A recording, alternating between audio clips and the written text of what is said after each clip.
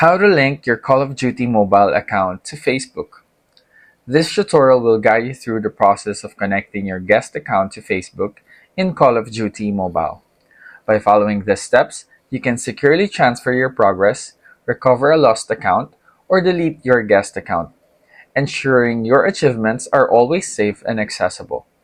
So let's get started. So first, open the Call of Duty mobile app. As you can see, mine is already open. While we are in the Call of Duty mobile app, tap the settings icon, which is located at the top right of the screen. While we are in the settings tab, tap the link button, which is located at the top right of the screen. The notification appears.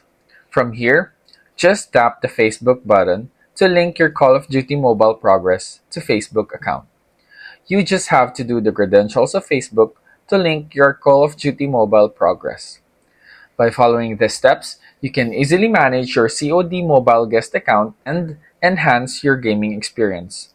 Whether connecting to Facebook, recovering a lost account, or starting fresh by deleting your account, these processes are straightforward. Stay proactive with your account management to enjoy uninterrupted gameplay and secure your achievements.